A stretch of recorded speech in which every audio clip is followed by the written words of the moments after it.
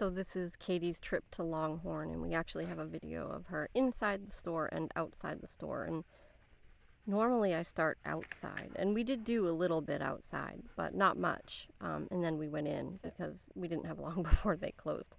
So what I do is I bring the dog in, and we typically just heel around. We go way to the back of the store where there's, less people.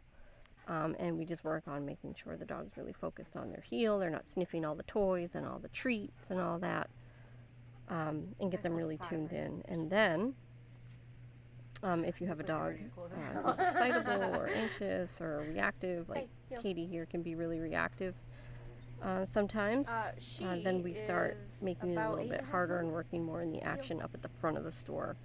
She's really reactive, so and downs. Usually she'd be barking at you right now. You can see she's still trying really hard to sniff, and it's really important with a reactive dog, guys, that when you say heel, you mean heel, and you spend some time actually walking in a heel and doing that structured heel. And it's important not because it really fixes the reactivity, but it teaches the impulse control, and it wires the brain to do something besides worry about the environment constantly and feed the insecurities and feed the anxiety. So you need to build those coping skills. And so here we are, we're walking up the toy aisle, I think toward the front of the store.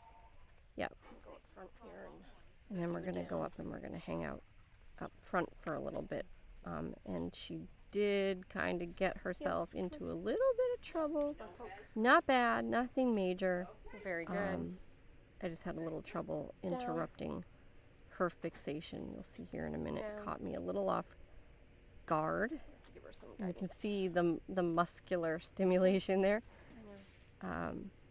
which is pretty common. Doesn't mean anything. It's just, the e-collar stimulates the muscles.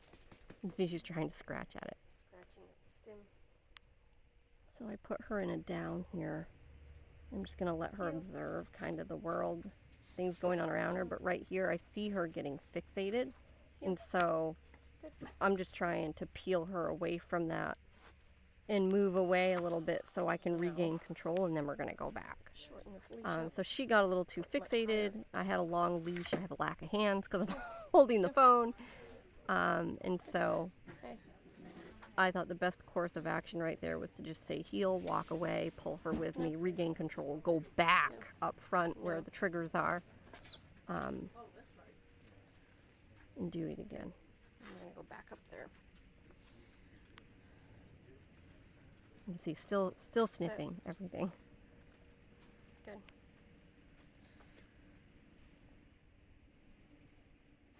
No. Down. She lay down. And so that was a correction, just because I could feel her getting too fixated again. That stare was too intense and too long. So corrected that. Asked her to go back into a down. She had a hard time with that, which was to be expected, so I gave her that little leash pressure to help her lay down. So it's not that she can't look around. I actually want her to look around. I just don't want her to get frantic or stare really hard at things, and start to load.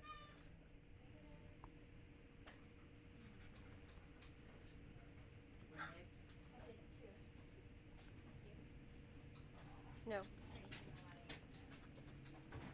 Down.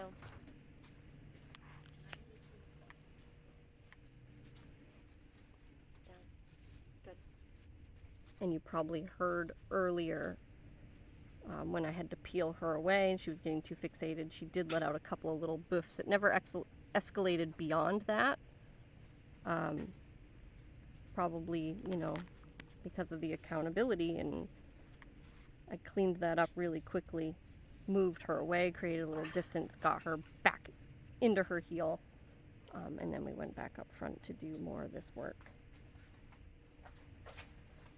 Oh, sorry, are we in you right? Let's go. And this is really kind of hard, guys, because this is a really tight space, and it's busy. Thank you. And when people come through that door, if you're up front with your dog, especially in a down, people are coming through that door heading right toward you. That's a lot of pressure for a dog that's unsure. So she did fantastic. She needed me to work her through some things, but that big lick, she's like, this is hard. She did a good job, though.